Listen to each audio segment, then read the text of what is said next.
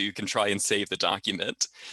What happens in the 90s is that the archives aren't actively telling institutions how to save those records. And so if you didn't save the device, if you didn't save the network, they're just gone.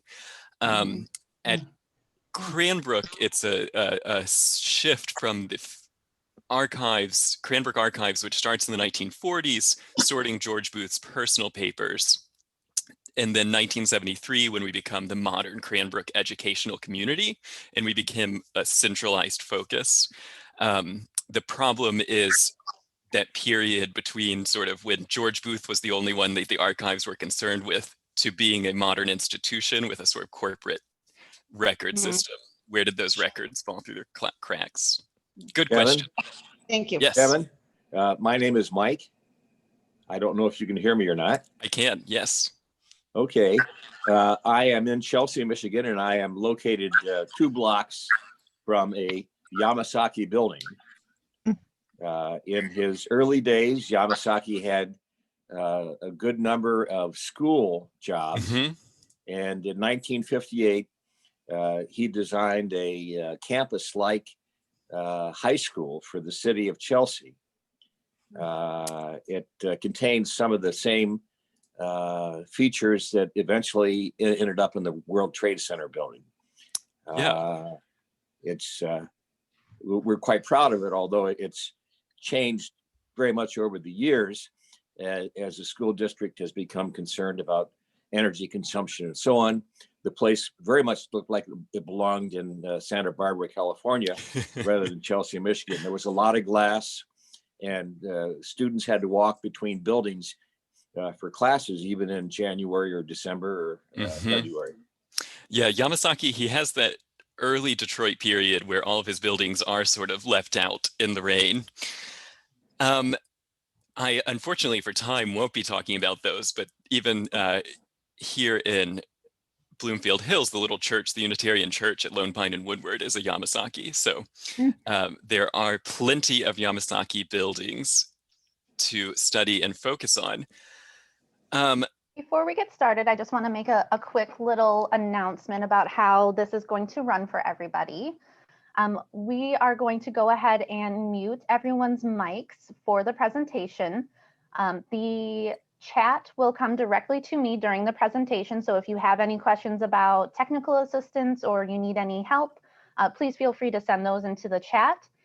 We will turn the mics, your ability to turn your mics back on and the chat to everyone at the end for the Q&A. And Kevin, are you all set? I am. All right. Take it away.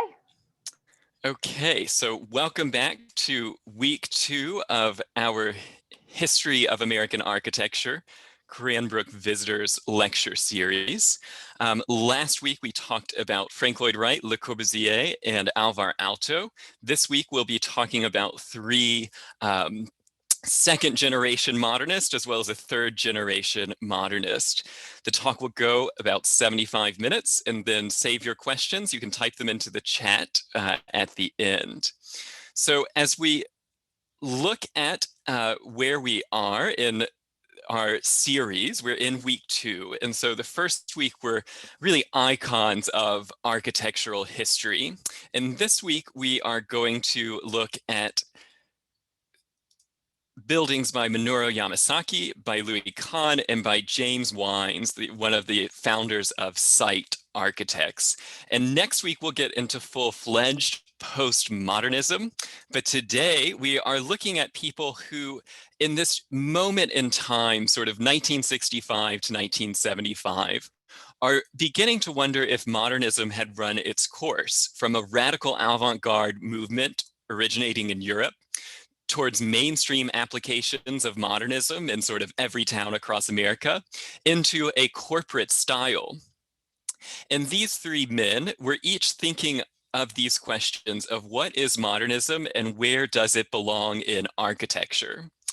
In a 1982 review of modern architecture since 1900, J.R. Curris of the Museum of Modern Art questioned what was happening in architecture in the 1960s when, as he wrote, Classical illusions were there in abundance, but classical principles were almost entirely lacking.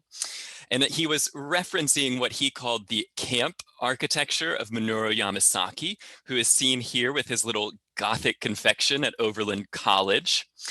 And then in the center is Louis Kahn, who is doing his famous drawing, which he could draw a Greek ornament with using both hands at the blackboard, which was his preferred way of lecturing. And Louis Kahn, we have to wonder, is he the last modern master, or is he the first postmodernist? It's probably unimportant to classify him as such, because for Louis Kahn, it was all about the search. It was less about categories of modernism and late modernism, and more about the search for perfection, for truth, for essence, order, and harmony.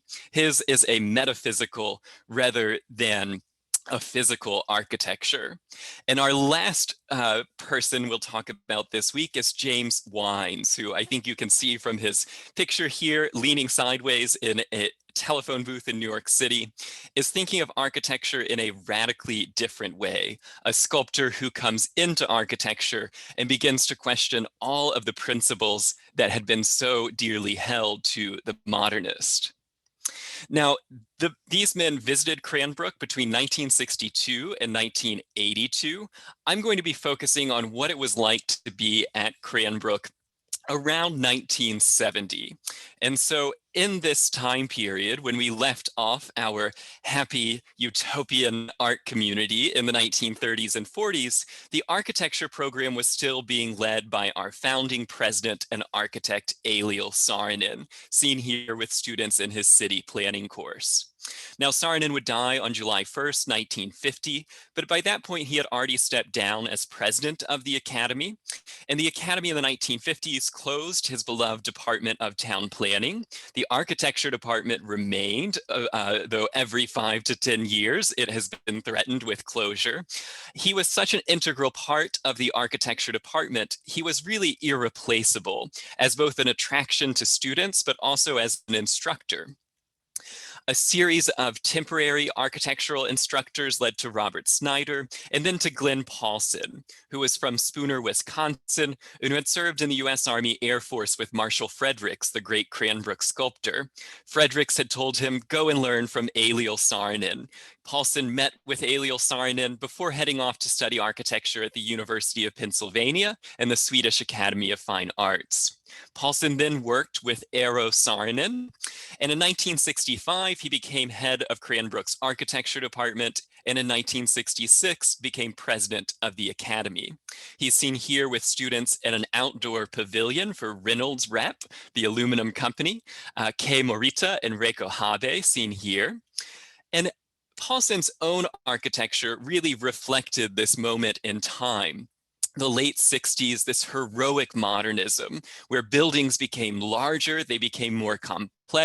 The idea of the building as factory or as a machine by this point is really a given just based on everything the buildings are asked to do. If we think about how paper thin Le Corbusier's buildings were, think about all of the building systems, elevators, life safety, climate control that were being worked into projects by the post-war period.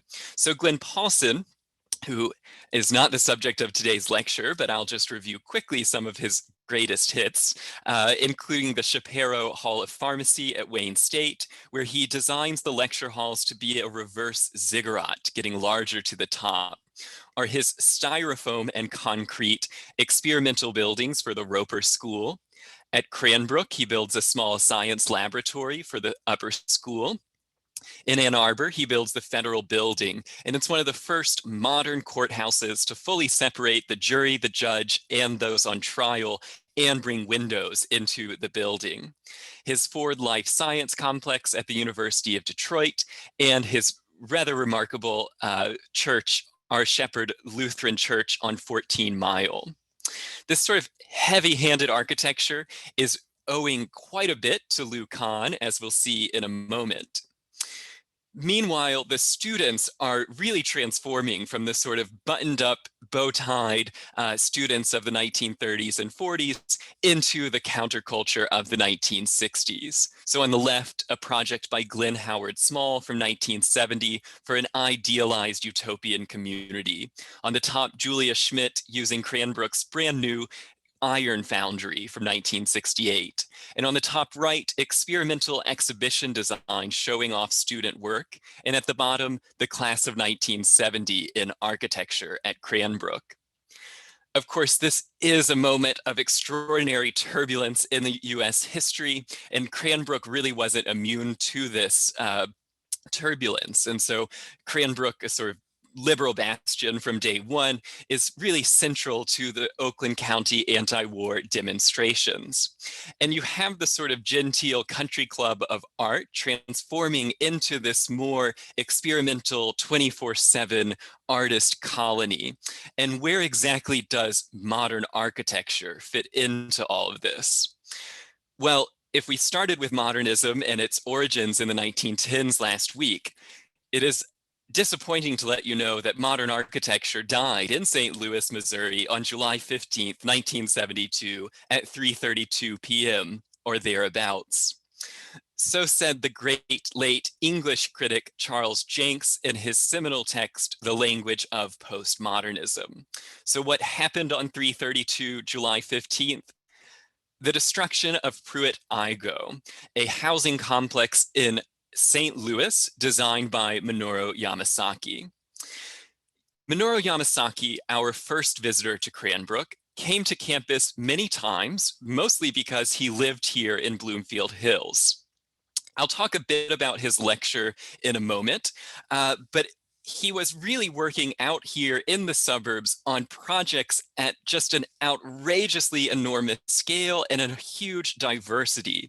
Of the three architects today, Yamasaki was certainly the most financially successful and by his output, the most prolific. And yet he is really today known for just two things. Pruitt-Igoe, seen here in its destruction, symbolizing the entire downfall of the modern movement, and for the World Trade Center, another building famous for its tragic destruction. Critics have not been kind to Yamasaki as the years have worn on, and even by the 1960s when he visited Cranbrook, he was being derided as a decorator and not an architect. And it was considered that his architecture was a sort of wayward, frivolous branch of architecture. But Pruitt-Igoe is sort of pure modernism. We look at this incredibly dense 30-acre site with 33 11-story towers. He was hampered by federal restrictions as to how many units he had to build, how the materials he could use, what they had to achieve per unit here. And what had started for Yamasaki as a much more sensitive town plan with a mixed density of buildings, some short, some tall, in the end became this pretty terrifying example of Le Corbusier's Plan Voisin. Adding to the sort of misery of the Pruitt-Igoe complex were racist Jim Crow laws that led to the project first being segregated and then eventually becoming entirely filled with Black residents living below the poverty line instead of Yamasaki's proposal, which was a mixed income, mixed race community. It was also hindered by corrupt building trade unions that caused massive cost overruns and poor quality materials. So why did Yamasaki design this building, a project that even by its completion, he was trying to erase from his own history, in which he never included in any retrospective of his work? Well, he had already worked in building projects. American architect from Seattle of Japanese descent, he had practiced architecture in New York in the 1930s and 40s, including for Shreve, Lamb, and Harmon, most famous for designing the Empire State Building. And Shreve, Lamb, and Harmon had a motto in their office that finance dictates the fenestration, rent rolls rule the party. And Yamasaki experienced this sort of financially driven architecture. And when he came to build Pruitt-Igoe, he thought, maybe I can improve this. And so he began to think of the project not as just sort of blocks of units of housing, but experimenting with things like open corridors that were actually meant to be these sort of community living rooms, or sky sidewalks, street decks, almost like you're on a ship. He had these visions for Pruitt-Igoe, though, and then in reality, the cheapness of the construction, the sort of brutalness of the entire project, there's a long journey from that sketch of a sort of idealized sidewalk in the sky to the reality of this unpainted cinder block hallway with a chain link fence over the windows.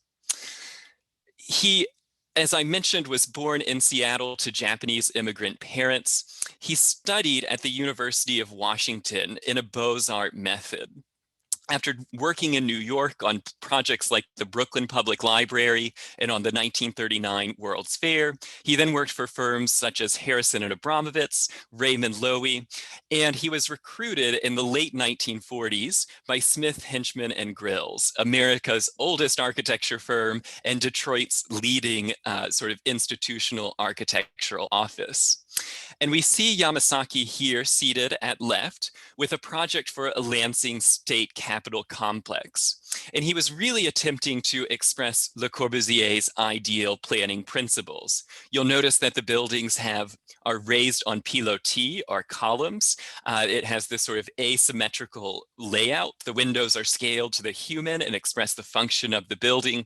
It's not a great project, not a great loss that it wasn't realized.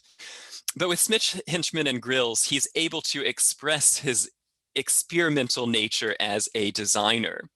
And his first project that gets him sort of international renown is for the new airport at St. Louis. Now, this airport is before Saarinen's more famous terminals. And it's before really airports had become an architectural category all their own. And so Yamasaki is really experimenting with not only with the structure and the design, but also how the airport functions. And he creates the idea that you would have departures and arrivals on two different levels with cars up and down. And he also extends this, exploits this idea of the thin shell concrete frame. And so he always resented these windows in the airport because those very thick window mullions make it appear as if the roof is being supported by the windows, which it's not. It's actually this sort of giant concrete parachute that is just 4 inches at the top, landing on these 4 corners, and then the sort of activity of the airport can take place underneath his terminal. He continues to experiment with concrete construction in one of the projects that he considered to be a milestone in his career. It's likely when he spoke at Cranbrook that many of the architecture students would have known about this project because Yamasaki was constantly promoting this. And what it is it's a sort of concrete trade organization, asked him to use as many types of concrete as possible. And so he's using concrete block, he's using cast concrete, he's using precast concrete, and the entire roof structure is getting its strength by folding these concrete panels. And then they're sort of suspended out with, again, a glass wall that is non-structural. We're seeing here, compared to the St. Louis terminal with its smooth giant vaults, a much more sort of decorative attitude. And I say decorative, and I'm referring to this sort of crinkly roof, the pierced concrete blocks, all of which are coming from the structure. And he would never say that he was actually being decorative, in part because the modernists just hated being decorative, and in part because the design really is coming from the way he has made that roof stand up, folded like a paper airplane. That ridgeline isn't just being sort of pseudo-Gothic for being pseudo-Gothic, it is the structure of the building. Now, around this same time, Yamasaki, who suffered from health problems throughout his life, largely because of the stress of his work, and especially in the early 50s of maintaining offices in Detroit and St. Louis, he had taken a year to recuperate, and he traveled through Japan, and he traveled through Europe, and he had these sort of encounters with ancient architecture in Greece and Rome, and with sort of Renaissance palazzos. And he was particularly affected by Venice and the Doge's palace. And so when we get to his most sort of famous, and I think his most wonderful building at Wayne State University in downtown Detroit, I think we can see this idea of the Italian palazzo lifted up above this body of water, surrounded by a colonnade. But essentially, he is just using this sort of modernist box. It's then been split in two, and we'll go inside to this glass lobby in a moment. It is interested in creating not just the architecture, but also the silhouette of the building against the sky. And what I mean by that is look at the building on the left by Søren Pilefian, who was Wayne State's in-house architect. And notice the just flat curtain wall, the technology of it all, this sort of machine aesthetic with a flat roof. And then look at Yamasaki's building on the right. And he creates this interesting silhouette against the sky. And that became a preoccupation of Yamasaki for the rest of his career. After being enchanted with the way that the Venetian buildings seem to create sort of crenellations between the heavens and the earth, he then wanted his modern architecture to do the same thing and mediate from sky to earth. Now, the landscape here is this sort of Japanese style garden, and against the own prejudice of his day, which dictated where he lived, he had to buy an unincorporated Oakland County because so many communities would not allow Japanese families to buy homes. It dictated what social clubs he could join. It dictated the impression of his architecture. And it's interesting that here he builds this sort of pseudo-Japanese architecture, but he would never refer to it as such. He was always trying to sort of minimize his heritage. And in fact, this is designed by an American landscape architect, Edward Eichstätt, who was trained in the Chicago office of Jens Jensen, and who was the landscape architect for George Booth, and who designed the Jonah pools and the landscape around Kingswood School here at Cranbrook. This is obviously a later work, but you have this wonderful sort of sculpture quadrangle of water and plant life. And then as we move back to the sort of gash between the buildings, we see these fabulous doors by the collaborator with Yamasaki, Lee Dussel, who had attended Cranbrook and was a professor of sculpture at Syracuse University. And you proceed through these doors, and notice how they sort of block out the visual when you're standing looking in. And so you can't see into the hall just yet until you open these sculptural doors and you're sort of bathed in light in this neo-Gothic space. Now, it was pretty controversial because of these historic allusions to Venice and the Gothic. An architectural forum actually said that Yamasaki's Romantic College Hall is as dangerous as Venetian Gothic, but more rewarding than gingerbread. And in Time magazine, they said it's almost too pretty to be great. And Vincent Scully said he's built a sort of twittering aviary. And all of these things, it's ambiguous. Is this an insult? I mean, it is an insult, but they cash it in this sort of, well, maybe it's okay. Less successful to his critics were the ones that were more expressly temple-like, like the auditorium on the right, which really looks like a Greek temple, or the building on the left, which begins to look more expressly like the Gothic, even though it has this experimental construction technique of concrete precast on the ground and then tilted up into place, supporting the structure. Or his last building at Wayne State, where he makes his debut of using quartz-faced cast concrete. Now, his next and equally controversially great building was the regional sales office for Reynolds Aluminum, which was trying to aggressively expand its product range into architecture and the automotive industry, and as such was building this Detroit office. It has a screen made of gold anodized aluminum, and then the entire thing, which is in the parking lot of Northland Shopping Mall, so it is sort of bucolic photographs by Balthazar Korab, are a bit idealized to the setting, but the photograph on the right is one of the most award-winning architectural photographs of the 1950s. And you go into this sort of jewel box floating above the koi fish, and you're in this sort of ethereal non-space where the entire first floor has disintegrated except for the elevators and stairways. Lee Dussel has designed the desk inside, again with gold anodized aluminum, and you get sort of the possibilities of aluminum and the possibilities of modernism combined. Now, this building made waves in architecture, and students at Cranbrook, I'm sure, would have been sort of enamored with this project so close by. And it begins to be lumped in with the work of Edward Durrell Stone, who, though Stone had built the Museum of Modern Art, is becoming derided as this sort of architectural dandy. And the press begins to make fun of Yamasaki, of Stone, and of Philip Johnson, and accuse these men of taking architecture down a slippery slope where making architecture beautiful will predominate over making beautiful modern architecture.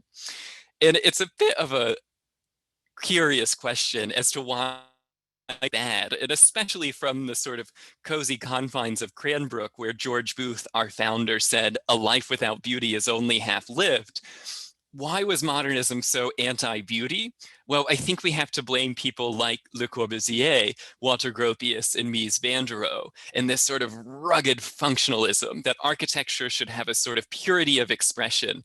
And if you, like Stone, are using concrete screens and gold painted columns, or like Yamasaki, using this gold aluminum screen and a sort of pond around your temple, these things weren't serious architecture.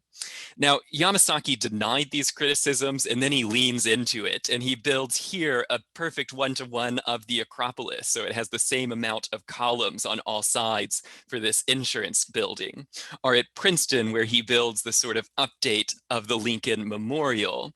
And by the time he's speaking at Cranbrook, the project that's on the board is the Great Temple Beth El on Telegraph Road, which is this sort of gargantuan concrete tensile tent.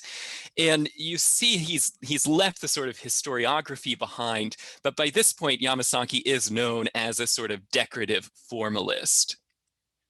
His earliest building, though, in Detroit, and downtown Detroit's first great modern architecture, was sort of pure Le Corbusian, being raised on pilotis or columns, horizontal windows, rooftop gardens. And so you see that he has made this evolution from the sort of Le Corbusier machine aesthetic into his own later identity. Now, in the back end of his career, sort of post 1976 until his death 10 years later, he becomes known as an architect of tall buildings. And his first skyscraper is the Michigan Consolidated Gas Company, built on the sort of remnants of a master plan by Eliel Saarinen and J. Robert F. Swanson. It was opposite Detroit's new City Hall, which is on the far right, the lower building. And he is updating a project that he had designed a few years earlier for the city of New Haven, where he envisions a sort of perfectly square skyscraper with a double height lobby floor, and on the top here, a fabulous sort of New Haven modernist logo. In New Haven, he was setting it against a brand new train station in this sort of structurally expressive concrete arch. In Detroit, it is situated on its own little plaza, on its own little lot. And he begins to articulate the surface again with precast concrete panels. We're looking up the actual structure, the steel beams sheathed in concrete, and then the 14-inch wide windows are simply the surface of the building. Minoru Yamasaki was deathly afraid of heights, and he thought that it would make it easier to be in tall buildings with small windows. Now, where did he get this sort of window shape? Well, it first appeared in his competition entry for the US Embassy in London, which was derided in the press as early Victorian Gothic. His first built project with it was that College of Education at Wayne State. And then you see them repeated again on this skyscraper, and they take on this other sort of feeling. And so of all the kind of glass boxes, of cigar boxes turned on their end in 1950s skyscrapers, Yamasaki's begins looking distinctly different with these sort of narrow windows and these decorative points in the windows. The best part of the building is its lobby, where again, our favorite Yamasaki sculptor Lee Dussel designs this ceiling that is a plastic shell with a single light bulb shooting down through a blue plastic bead. And though Yamasaki would never admit it, it does, it's a gas company and it looks like a sort of pilot light down here in the lobby. But look at this great expanse of clear space that he achieves by pushing the columns to the extreme. There's only 3 columns in the body of the building, and then using 25-foot sheets of glass around the perimeter.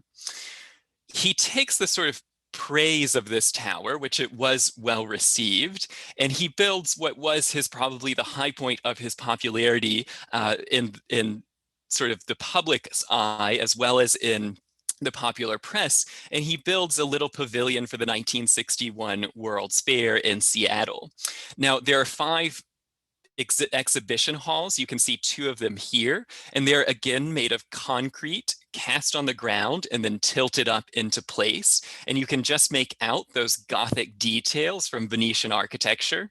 And then there are these 5 towers. Originally, Yamasaki wanted a much taller bell tower, but once the Space Needle was designed and debuted, he decided that he did not want to compete with the Space Needle. And so he creates what became known as Space Gothic, these strange sort of sculptures within the plaza. And this project will have a transformative effect because it introduces him to 2 people. And the first was the structural engineers of Worthington, Skilling, Heel, and Jackson. And these young engineers, led by Mr. Skilling, begin to work with Yamasaki on developing new ways of building tall buildings. And so his first project with Skilling was the IBM building. And if you just look at this in your textbook, you say, oh, well, we went from the Consolidated Gas Company to IBM. There's a logical progression. But in fact, the structure here is radically different. The IBM building is being held up by steel tubes that are then wrapped in a core of concrete for fireproofing and for strength. And in fact, the entire building has no internal columns. And so these thin lines that you see on the exterior of each of these towers are part of a new structural system called framed tube construction, where you essentially create a rigid exterior of your skyscraper, you extrude it up, and from that rigid exterior, it then connects to the concrete floor of the concrete core of the elevator shafts. And so it's no longer construction by tilting up concrete beam or steel beams and then framing your building. You literally build the outside, you pour the concrete in the inside, and then the floor plate stretch between the 2, providing column-free office space. Obviously, multiple architects are doing this at once between Eero Saarinen and Edward Durrell Stone with their New York versions. But Yamasaki takes it to its sort of grand finale with the world's tallest buildings, the World Trade Center. And they are built using this same structural technique of the enclosed tubes around the perimeter. And these buildings, they ruin Yamasaki's career, they ruin his health, they expand what had been a relatively small office into something much larger. They're critically just completely panned as being wildly out of human scale. And up to this point, Yamasaki had been advocating for the humanity of modern architecture. So how did this happen?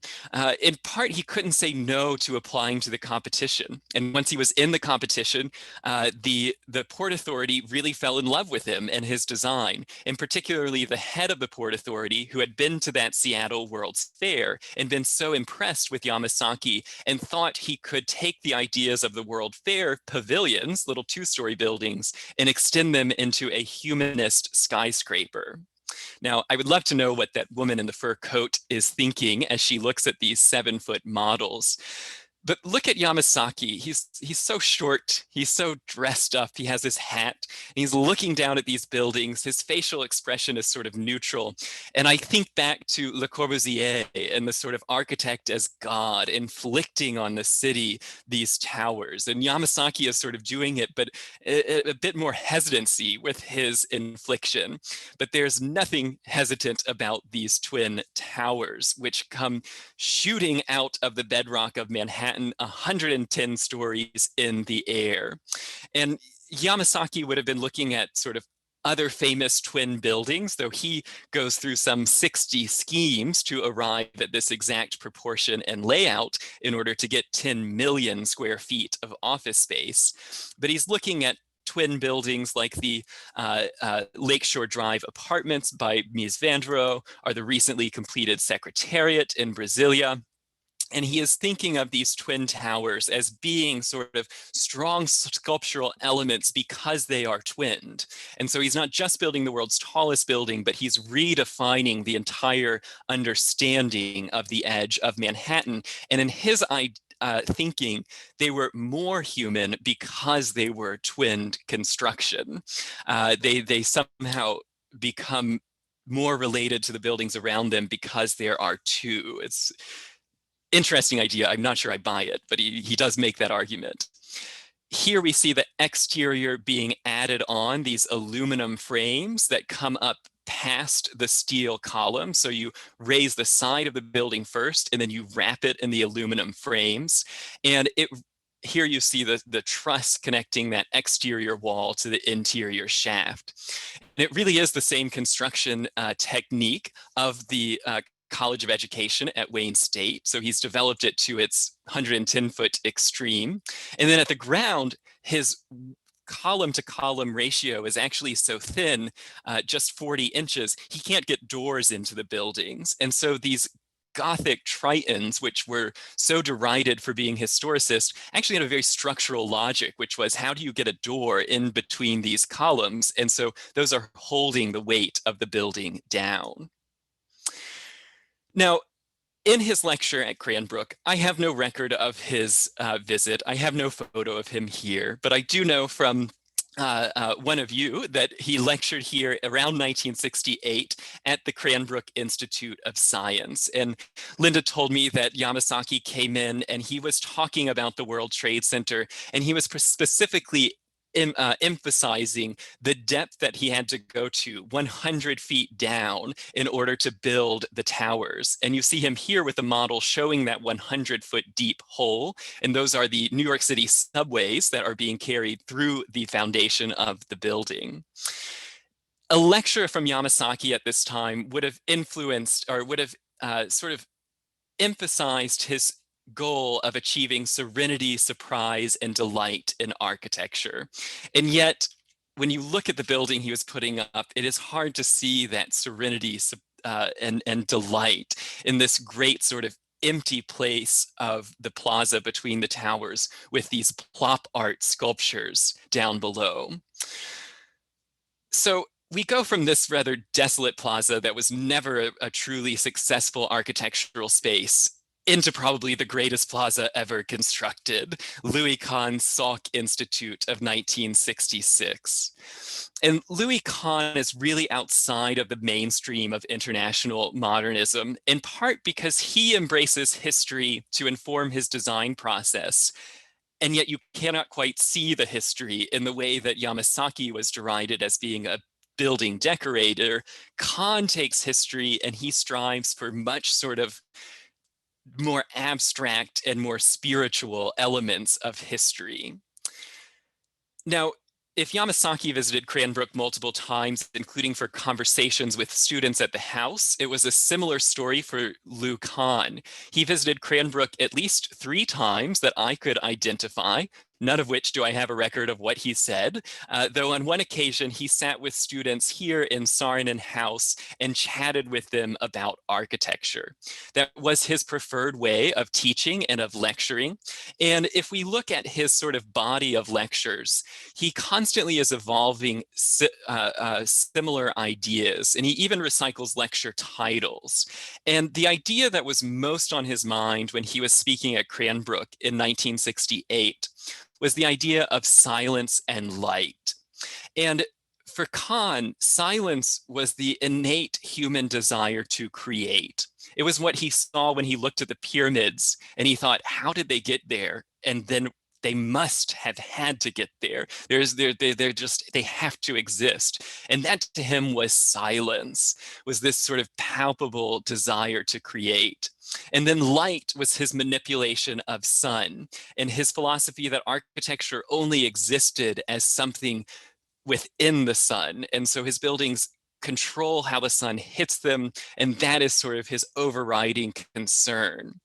Now, between 1951, when his career takes off, and his death in 1974, he gave hundreds of lectures. So it's not that surprising that he would come to Cranbrook and we wouldn't exactly have a record of it, because he was always saying yes to talk about his ideas. And it was part of his search for architectural form, was searching for the words to express his ideas. Now, when you read the completed writings and lectures of Kahn, they're dense things. And so people would flock to see these lectures, especially students. And yet you sort of left in this haze of what has this Estonian American said. For instance, his great quote that no architect can rebuild a cathedral of another epoch, embodying the desires, the aspirations, the love and the hate of the people whose heritage it became. The monumental structures of the past cannot live again with the same intensity and meaning, but we dare not discard the lessons they teach. For what a building wants to be is a plan. A plan is a society of rooms. What will be has always been.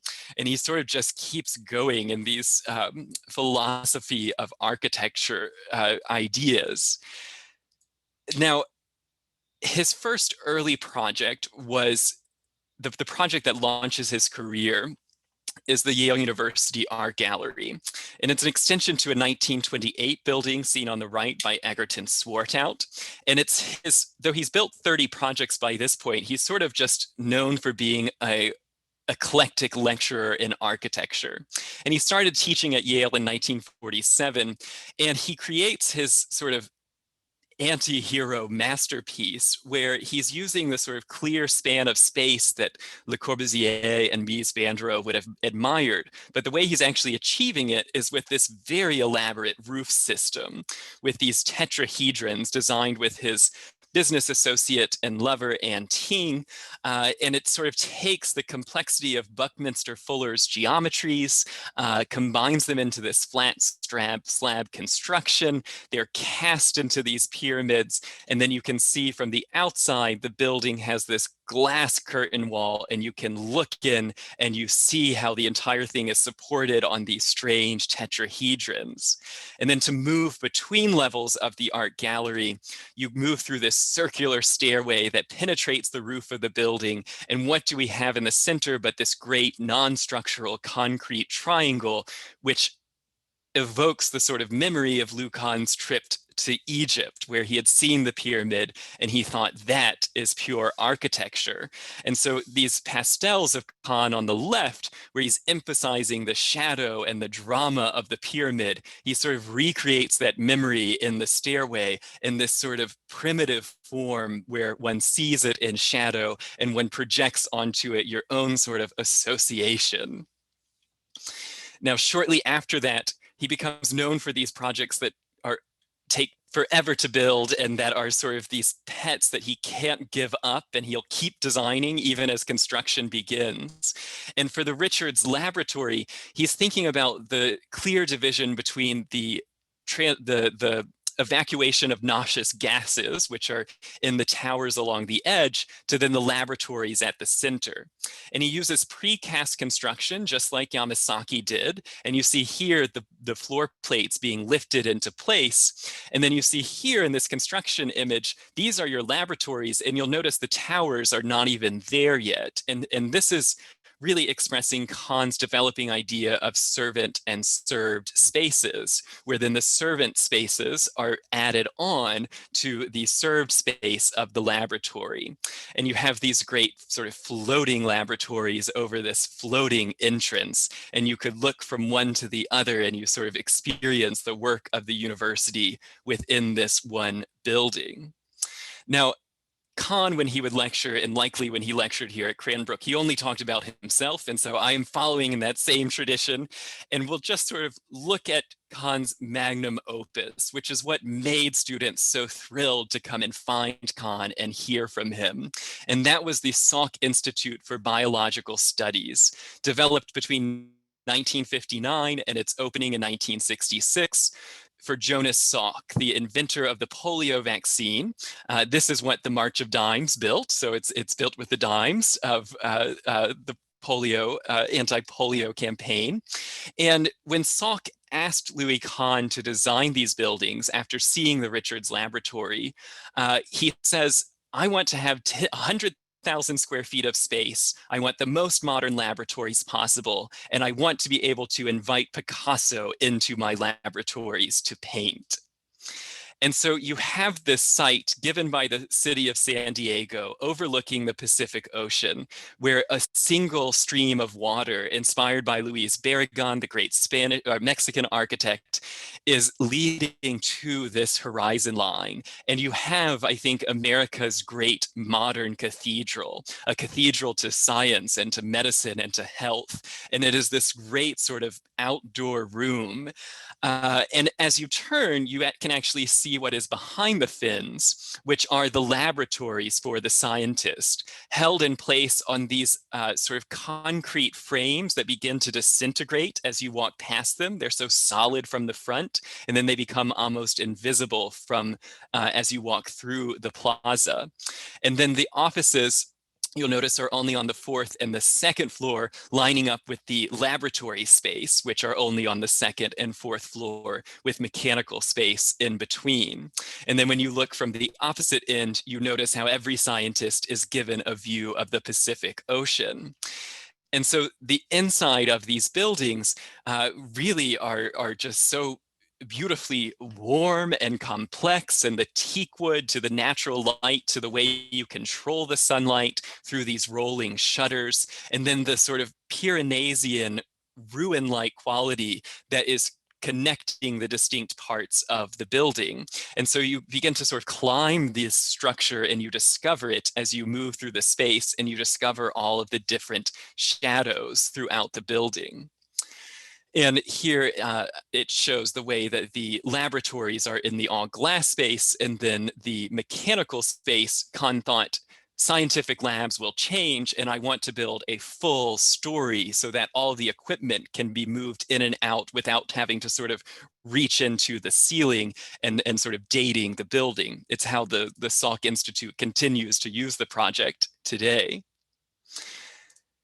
Now, his buildings often look like ruins, and I compare here the First Unitarian Church of Rochester to a sketch of the Acropolis from around the same time that he's beginning to become deeply interested in time in architecture.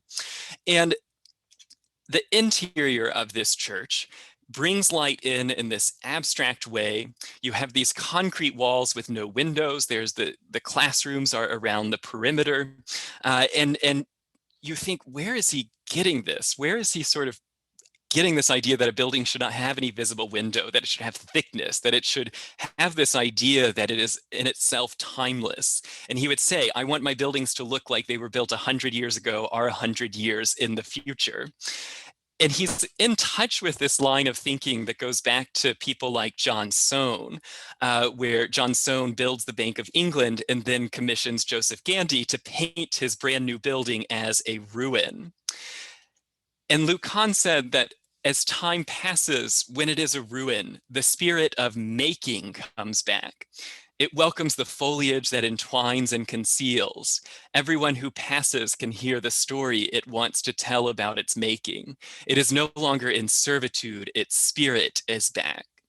And Kahn thought the most exciting moments in a building's life were its construction, where its spirit is being created, and its collapse, when its spirit is allowed to re-express itself. In that middle period, when it's a true building, the servitude, it's the spirit has been contained. And so he's looking at ruins like the baths of Karkala, and then he is in India building ruined buildings. And here he, using this sort of light excuse that the sun is so harsh, the climate's so tropical, the building needs to be screened, he creates buildings that have entire brick fronts. So there is glass in the windows, just not the windows that he is showing here at the front. The building is sort of within this shell. And here he builds a school, dormitories, faculty and servant housing, all on 65 acres of flat farmland. The project, the Indian Institute of Management, was meant to be a sort of Harvard business school for India. And he begins collaborating with Indian architects like Balkrishna Doshi, who was a local architect who was a famous modernist in India, who had built all of Le Corbusier's early projects in India.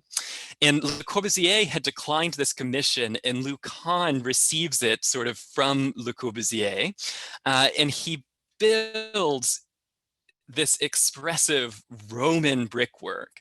And Lou Kahn would challenge my saying that it's Roman brickwork, because he said, I asked the brick what it wanted to do, and the brick said it wanted to be an arch. And so to him, the fact that the Romans used bricks and arches made perfect sense, because that is what the brick wants to be. And so therefore he will build brick arches. And you look at this, and then you look at the sort of sleek buildings of Le Corbusier, and it is this radically more tactile architecture. And then we get to the quality of light that moves into these spaces. And Lou Kahn was fond of quoting the great American poet Wallace Stevens, who wrote, "What slice of the sun does your building have?" And Kahn would then paraphrase it to say, "What slice of the sun enters your room?"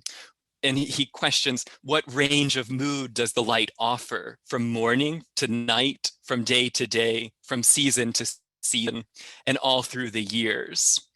And so he's sort of expressing this idea that the sun doesn't know its own wonder and its own power until it hits the side of the building. Now, these buildings recently were under threat, and I'm happy to say that the Indian government just said they will restore the campus instead of demolishing it. And Kahn's magnum opus, which he would have discussed here at Cranbrook because it was already on the drawing boards and deep in development, was a capital first for East Pakistan. After the Bangla Liberation War of 1971 to 72, it became the capital of an independent Bangladesh. It was a 1,000-acre site in a floodplain. The commission had been offered again to Le Corbusier, who declined it. Then it was offered to Alvar Aalto, who said he had no interest in going to the land of 1,000 rivers in heat. And so Lou Kahn gets the greatest commission of his career, and he designs residences, all of the ministry offices, the president and leadership houses, as well as the National Assembly at its heart. And he builds the complex using brick, concrete, and marble.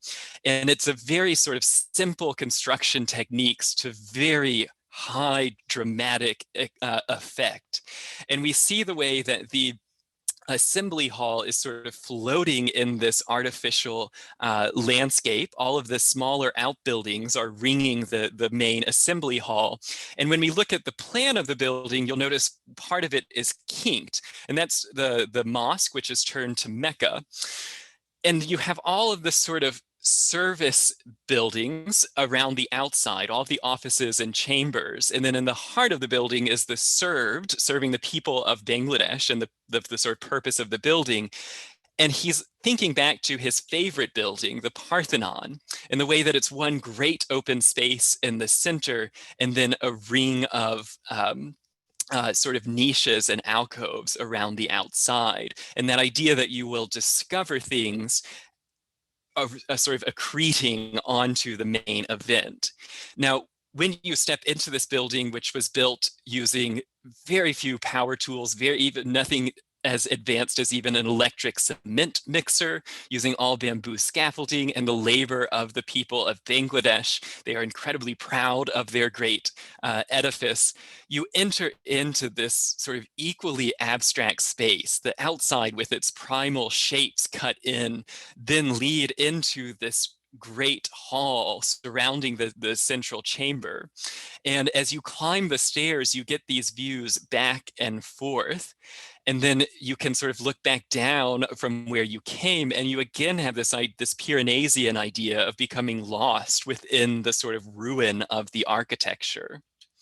The mosque, which sort of sits off the front, those great silos off the mosque you see here are simply light wells. And so it's a square mosque with rounded corners so that you look through these glass windows and then the light is streaming down through those silo-like shafts. And then the central hall, which has this incredible roof structure. Again, Kahn thinking about how is the sunlight hitting the building? How is it activating the space? Now, Kahn could have talked about this project while at Cranbrook, and this will be our last Louis Kahn project that we look at, and it's one of my favorite, this sort of quiet retreat at Exeter Academy. Now, Kahn was a great fan of history. He had studied with the great Philadelphia Frenchman, Paul-Philippe Cray, in the Beaux-Arts method. And so he respected and admired traditional architecture, and he respected and admired Ralph Adams Cram, who did the main Exeter campus. And so he attempts to sort of mirror the architectural legacy. He uses bricks that are from the same project, the same brickyard that Alvar Aalto had used for his building at MIT. And if you notice, as we look up the building, do you see how this column is larger than this column, which is larger than this? And Kahn is expressing the weight of gravity on his building. So at the very top, these columns are quite narrow. At the very bottom, they're quite thick. It was his criticism of Yamasaki's World Trade Center that the columns were the same exact size going all the way down. He said that ignored the reality of building construction. Of course, for Yamasaki, it expressed the reality of the World Trade Center. But here, with the sort of hand as the unit, the brick as the unit, he can express the subtleties of gravity affecting his building. And then you see here his sort of celebration of the off-cast brick, the clinker. And then there is this wonderful arcade that runs around the whole building. And Luke Kahn talked about the idea of students in particular, and he built a lot of institutions, schools, churches, libraries, that he wanted his buildings to be the kind of place where the student would wink at the building. After you really ace an exam or have a fabulous presentation, he wanted the building to say, "You go, you did it," and to be able to then occupy the building as a series of event spaces. So here you're neither in nor out. You're neither in the quadrangle nor in the library. And he would describe this as a place where this is where you could wink with the building. And then you head inside to one of the great American interiors. Originally, he intended to construct these vaults as true brick vaults with a full circle of brick. For cost, it was reduced into a giant frame of concrete with a huge concrete X beam across the top. He knew that skylights were wont to leak, and so he doesn't give the building a skylight. You'll notice that the light is actually coming in from surface windows and then filtering down. And he also, so this is coming in from the arcade. He also wanted the books to be protected from direct light, so the books are in the body of the building. And then as you look up, you can see the way that the great frame is sort of supporting the entire enterprise. But where you actually read is at the carrel. And Kahn said that a man with a book goes to the light. And so here on the perimeter of the library, which if we look back outside, you'll see that these teak or oak desk lead directly to the teak exterior. And you can just see in these wooden panels, the little window slits, that like a monk, you can sit by the book and you can actually close or open this and to modulate the light in the reading room. Now, at the same time, Kahn is finishing this great masterpiece, he is also working on the Kimball Art Museum in Fort Worth, Texas, where these wonderful barrel vaults sort of swing you into the building. Notice it's not reaching the edge, so you have the light which can exist between the edge of the building and the barrel vault.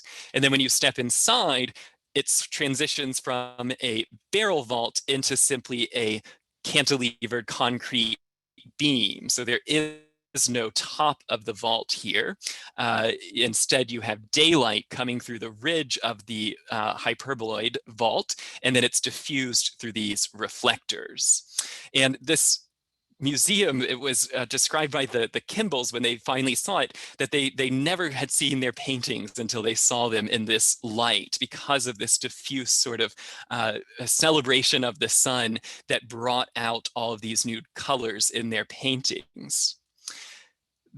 Here we see Kahn about 1973. He tragically dies on a trip back from Dhaka in Penn Station. Very dramatic story. He doesn't have his address in his passport, and so he's listed as a John Doe. By the time his office can find him and identify the body, it's also discovered that he had 3 families, some of whom knew about each other, some who didn't. Like Frank Lloyd Wright and Le Corbusier, we shall celebrate the works while being intrigued by the man himself. But this moment in time transitions us to our last visitor. And so the Kimball is completed, Exeter is completed, Pruitt-Igoe is destroyed, and Robert Venturi, Denise Scott Brown, and Steve Eisner published the sort of seminal postmodernist manifesto, Learning from Las Vegas. So if modernism died with Pruitt-Igoe, Learning from Las Vegas gave us a new way of thinking about architecture. It said that commercial architecture, the everyday, was all right, that sure, Kahn is great, but Kahn builds 30 buildings in his lifetime. We can't all live in Kahn, so we should celebrate the ordinary and the everyday. Now, Kahn pushed back on the Venturis, and he said, Mr. Venturi needs to use the word commonness, not ordinary. All buildings belong to architecture, agreeing with Venturi, but ordinariness could inspire beauty, but not if it's meant to be ordinary for ordinary's sake. So he questions this idea that architects should build sort of generic buildings, because as Kahn says, I can see how a building could become beautifully ordinary. Then it has tremendous validity. And so there is this sort of new shift in architecture away from modernism towards Las Vegas and towards a critique of buildings like the World Trade Center. And we see here Agnes Dennis's wheat field, which is literally a field of wheat, which she then harvested on the backfill of the World Trade Center. Now, another protest against the World Trade Center is James Wines's horizontal New York, where he would tilt telephone booths, and just as Yamasaki was going around hawking that his towers would be the tallest in the country, Mr. Wines was making horizontal New York and celebrating this sort of length of the city, not just the height of the skyscraper. And James Wines is our last visitor.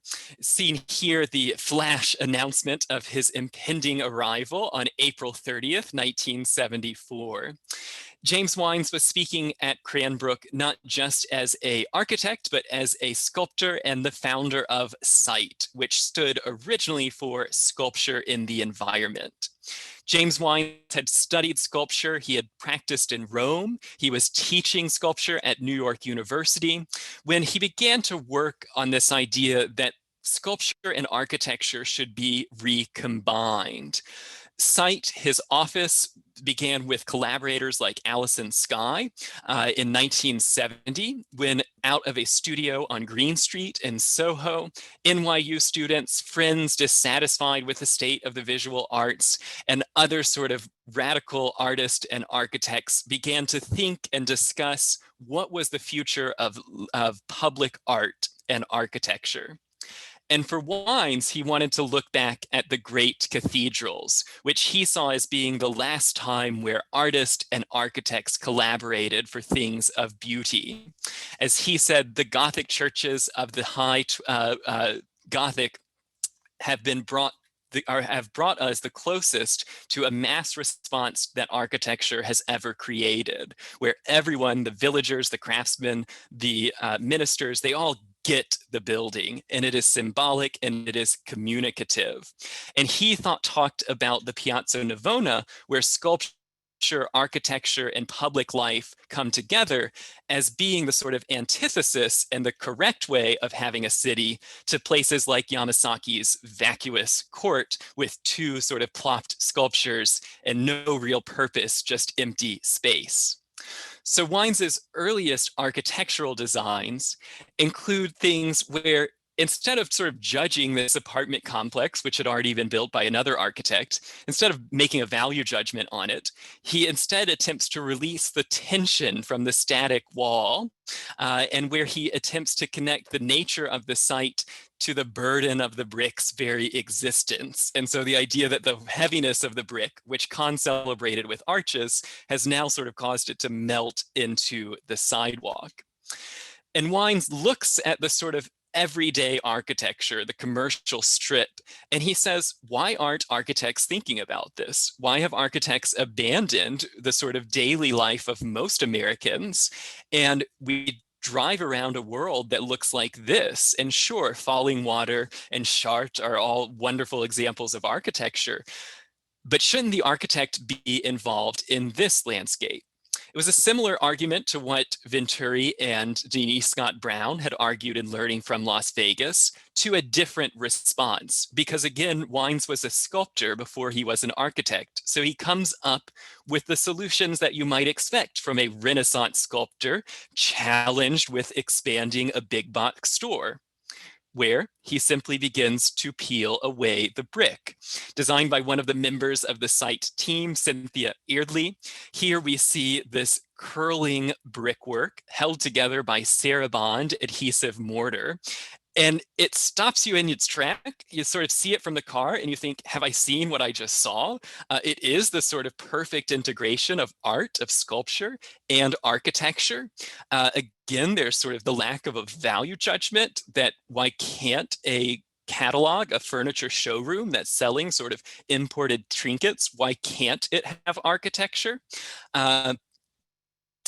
What it's not really doing is asking the brick what it wanted to do. If Lou Kahn is sort of celebrating the brick and its brickness, James Wines is gluing there with Sarabond adhesive. And he gets one mason who will work on most of his projects because he has to sort of retrain the mason in how to make his experimental constructions. Probably the best known and the most influential was the Indeterminate Facade in Houston, where he builds the same showroom, the same big box store, and then brings the brickwork all the way past the edge of the roof, and then it crumbles down on top.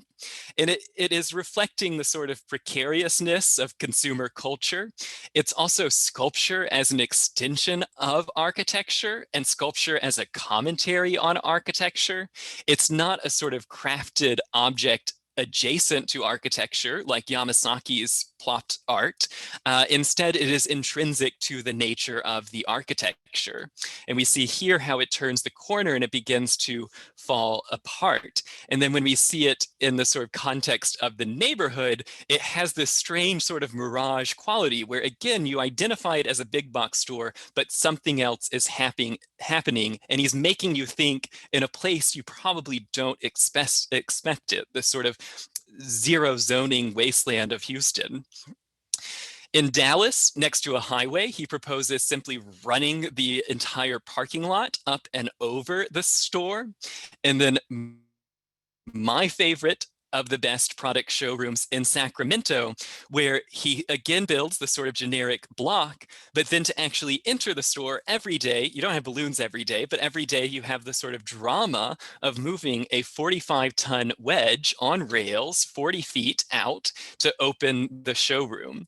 And so it is this sort of performance art piece. It is active, it is exciting, it is engaging with the public.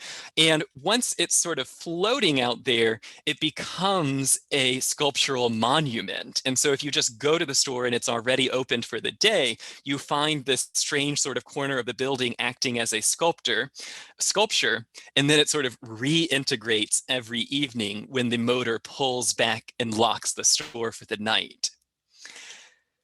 He also considers just tilting the facade, where he inverts the sort of formalism and equilibrium of modernism. And you think about Yamasaki tilting his concrete panels into place to form the structure. Here, the structure has been pulled apart and is independent of the building, and you have it sort of disturbing the overall shopping plaza. And again, this idea that Kahn is celebrating the light by creating these openings and shadows. And I think James Wines is doing the same thing. He's getting this dramatic sort of shadow of his brick floating in space. Unlike Kahn, the bricks are doing no work. The entire thing is floating on this great steel screen. And he's engaged with the larger architectural conversation. And I don't want to sort of ghettoize him and put him in a corner of sculpture and not architecture, because what he's doing is he's introducing us in this lecture, as well as the students when he spoke at Cranbrook in '74, to these new trends that are bubbling up and coming to the forefront in architecture.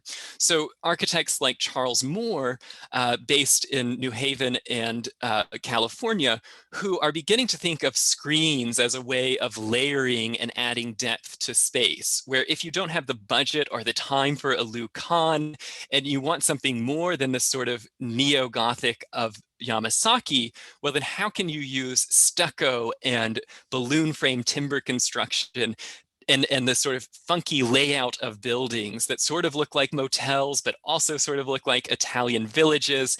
How can you begin to use architecture and dematerialize the building and its structure from these facades that move and add interest to the space? And so Wines, who is much like Frank Lloyd Wright, never accepted into the sort of mainstream of architectural thought. Frank Lloyd Wright, because he refused, he just announced that he was separate from it, but he was the logical heir of architecture.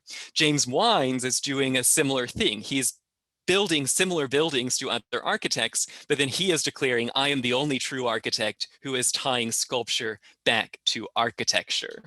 And then here we can look in underneath the facade and the sort of joyous thrill of going to this building and the sort of event of a big box store that you don't have with just the standard box. Now, he'll keep doing these into the 1980s, punching it apart. And I love that the sliding glass doors, which do slide, are in the parking lot. And so you sort of walk through the door and then you walk through the wall and then walk through the door again. Or his waterfall building, where you see the water is streaming down the inside of the glass. And if you look here at the base, you see it's a sort of terrarium where all of the soil, which was displaced from the construction of this building in Florida, has been added back, and then water is streaming down through the entire inside. And he said that he wanted this to be like a sort of rainy windshield. And he's engaged in the same sort of architectural discussion of what does it mean to be in a car and experience architecture that Alvar Aalto had with his dorms at MIT, where he questioned what does it mean to be in a dormitory looking at cars. And so he puts the rooms all at a 45-degree angle, so you see the cars as if you're looking out a train window and you see them coming towards you. James Wines sort of takes the windshield and the rain and he puts it in front of the building and abstracts this sort of highly artificial Florida landscape surrounding his structure. In Richmond, he runs sort of forest straight through the facade. So he again detaches the front of the building and then puts pine trees and sort of forest growth throughout. And again, you have the terrarium effect.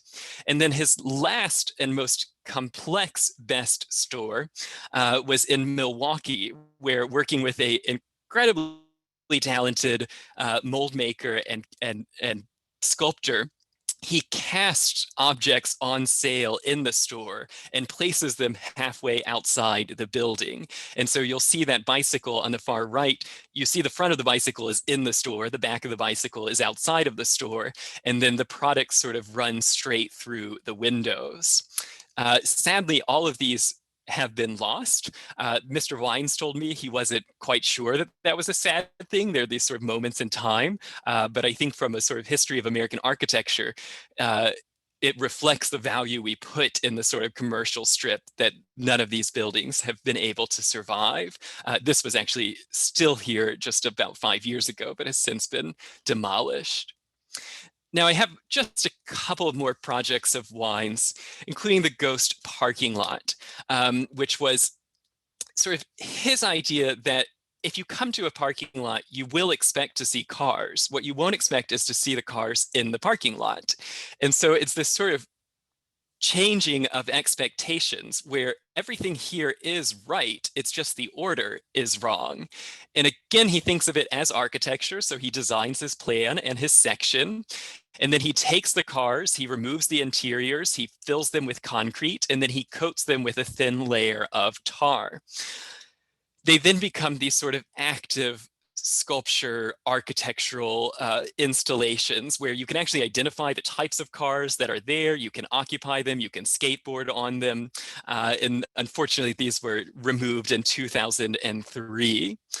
And then one of my favorite projects that I would love to see realized is a high rise of homes where Wines is proposing building essentially a steel frame and then placing inside of it all of these sort of houses, whichever the client desires. So you sort of can put any style house you want into the high rise, a sort of cheeky response to Le Corbusier's City for 3 million inhabitants. And he, using the sort of artistic methods of the day, collages this little, Long Island Cape Cod house into a abandoned factory.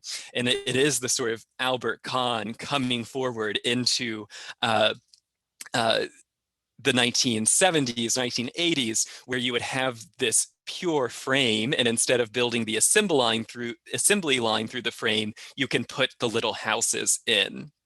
And I'd be remiss if I let you go without seeing the floating McDonald's, which is yet another way of defying our expectations of what a McDonald's, what a roadside restaurant should look like, where the roof is levitating, the walls are levitating, and in Wines's proposal, even the hamburger itself would be levitating, poked onto this sort of funny fork.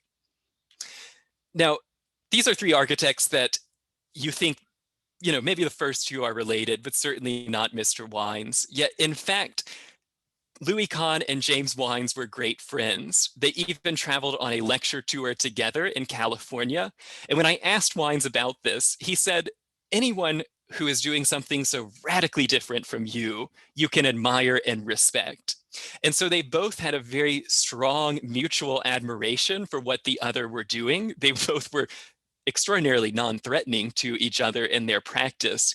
And I think that they represent these two ideas in architecture: the reincorporation of history into architecture and the reincorporation of meaning and of communicative forms. I think Yamasaki was doing the same thing in his own unique way. I think they each were dissatisfied with the modernism that they inherited, and I think each proposed a new way forward. Now, next week, we will make a radical jump yet again into the fabulously colorful world of postmodernism.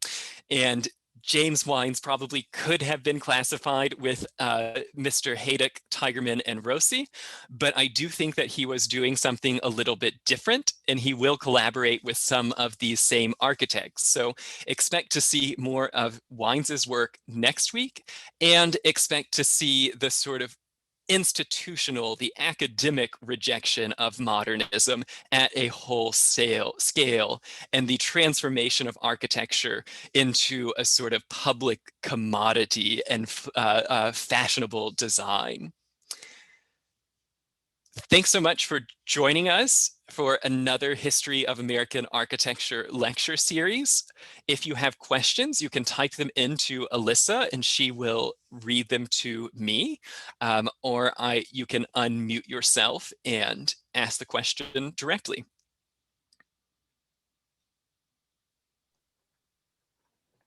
We don't have any. I do have a question if I can just ask. Please. Do you know who owned that Best Showrooms company to have hired such a innovative architect for a big box store? Like, yes, any knowledge? That is a great question. So Wines really credits the store owners, the store people who I'm looking for their name right now. I don't have them. He really credits them for their entire career because he was really a paper architect and he was entering into grants and competitions. Site itself was organized as a nonprofit, and so it was actually getting public arts funding. So he really, I'm not sure, was expecting to transform into an actual architect as quickly as he did.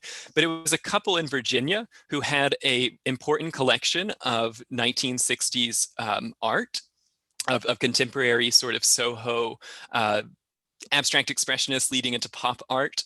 And then they lived in a quite exquisite 1930s home in Richmond that was full of Art Nouveau and Art Deco furniture. So while they were running one of America's largest catalog retailers, and they think of the showrooms as the next step in the catalog business. And so because they were collectors, they then looked to an architect who would build as an architect and not just as a showroom. Stanley Tigerman, who we're talking about next week, also designed for Best a little bit later. So we'll see some more examples of their patronage. And then the Ghost Parking Lot was another art collector who was a shopping center developer. And in others of his shopping centers, he did one where it was a pike, a toothpick with 9 cars stacked on it. And then one in Pittsfield, Massachusetts, which was the entire heel of a fishing boat cut in half and turned like the Titanic, but then the parking lot stripes are painted right up to it. And so it's sort of very ambiguous as to how the ship got there.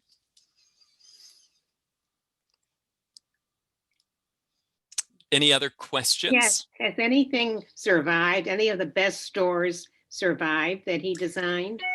Sadly, they have not. The peeling wall, actually, that store still survives as a store, but the peeling was taken off, and you can actually see the joint where they bricked in to make it more of a conventional brick box.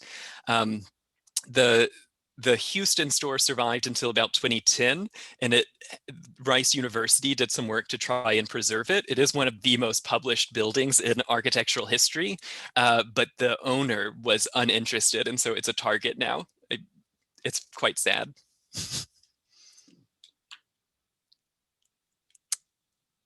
Kevin, I just wanted to let you know, I think James Wines is joining us in this lecture. Oh gosh. He was Mr. supposed to come Wines- to the 7 o'clock, so. Mr. Wines, if you would like to say anything. Can you hear me? Hello. Can you hear me? Yes. Oh, yeah. I'm sorry I'm late, but we're snowed in New York. We had a few crises this morning. So the whole place is in crisis. We didn't have any food, so we had to get people to get us food and things. So, well, I'm so glad that you're here. The climate situation, but I got in a little bit. I got in some of it. I didn't hear everything, but I appreciate the fact that you're paying attention to this legacy and stuff and bringing it up again. It's really a pleasure. I assume I can get a recording of the whole thing, right? Yes, and if you want to come to the 7 o'clock lecture, do. Well, okay, maybe I'll come. It's 7 o'clock. I'll try to do that too. I'll put my alarm on. I think we're all right. We've got people in our office running around getting stuff, and we had a really busy day today, and supposedly, and so it wasn't. We didn't know what to expect. We look out the window. There's like 2 feet of snow on the ground. Jeez. Well, everybody was delayed and trying to pick up supplies, and it's been really a crisis morning. But I'll try to come in at 7 o'clock tonight too. Please do. My pacing was a little bit off today, and so I was you got a little bit cramped.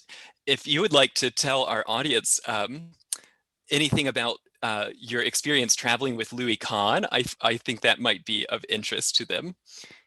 Well, yeah, okay. I mean, I'm not sure how it relates to what you've said. That's okay. But it was interesting, the fact that Lou Kahn and I were good friends. I was teaching at Penn in Philadelphia, and of course he was there as well. And we just got to be friends. It was interesting that as an architect was, in a sense, almost the polar opposite kind of work. He really had a great appreciation for other people doing other things. And, I'm reminded of Chuck Close, as a friend, has always said he hated painters who did work that looked like his. And of course, many, because he's often imitated. And I think both of us felt the same way in a sense. We had our own territory staked out. So we got to be friends, and we gave lectures together. Even at Penn, we talked about different aspects. And of course, you find, because you're at a profession like architecture, you have lots of common interests and just an ability to cross over in the dialogue. Then we got an invitation to go to California, and we were being hired. It was a big deal. It was the annual something of the power company of Los Angeles, the electrical and water company. And so we were practicing and getting to think how we could relate our lectures and what they would be like, from one to the other, and then having a discourse, what we would talk about. But anyway, then they asked us, well, please give us your titles. So I was, thinking a lot, and there was all big scandals in the newspaper in LA about all the sort of failures of distribution of energy and housing and everything. And it was because obviously the wealthy were greedier than ever and the poor were getting more desperate. So I decided to call my lecture Master Plan or Masturbation. I thought it was fine. So, but anyway, I sent it. So you can imagine at the other end, this very conservative organization. I just didn't account for it. I was very naive at those days. And so I got this very funny telephone call from the head of the lecture committee at the power company. And I hope I can remember it. I remembered it the other day when I was talking to you. But anyway, he gave me 3 reasons that he felt that, my title for my lecture could be changed. I should think of something else. And his first reason was, well, he said, we have this very formal invitation printed in embossed Old English or something. And he said that he felt that the word masturbation didn't fit very well on the page. So that was one reason. Then he said, the second reason was that we're the energy company. We are an energy company. And, the last thing we want to, give the impression of wasting valuable resources. So my title somehow suggested wasting valuable resources. But the third reason was the most interesting of all to me. He said he felt that the word masturbation was okay in New York, but it had no relevance on the West Coast, which I thought topped it off perfectly. So anyway, we went on, and I changed. I can't remember whether I changed my title or not, but anyway, we had a good time together. And Lou Kahn, of course, is extraordinary and enormously sensitive to aesthetic values and human scale. And he influenced everybody by his saying, that famous saying, when you use a material like a brick, you should ask yourself, what does a brick want to do? And it's really true that your materials already have a definition. I think today we experience a lot of problems because people are trying to force, for instance, all these flat metals, these huge panels of flat metal, and bend them and twist them and wrench them into shapes that they don't really, contours that they don't really want to be. And so you have to pin them down. So they're always under tension. And then they pop and they leak. And there's the accident records and the problematic records divine. They just don't work very often. So I think that there's a Mr. lot Wines, in that. Yeah. I have a question from an audience member, which was, what is your most memorable project? Well, to do or just I- the media? I use the question as your own launch pad. Well, you know, doing things, that's one thing. I'm old enough here to sort of look back, and you know, we're doing archives of our work for a couple of museums and for the you know, library at Columbia University, Avery Library. And so I'm going through a lot of stuff over the last year. I've been going through a lot of stuff, and it is interesting. It's a kind of interesting question because there's some things where your instinct and everything is right on target, and you do it and you see it, you know, 20, 30 years later, and even though you'd make nuanced changes, you really don't want to change it, because if you change it would destroy it. In other words, it's completely satisfying. On the other hand, then you find things you shudder. You know, you just can't believe you did anything so stupid.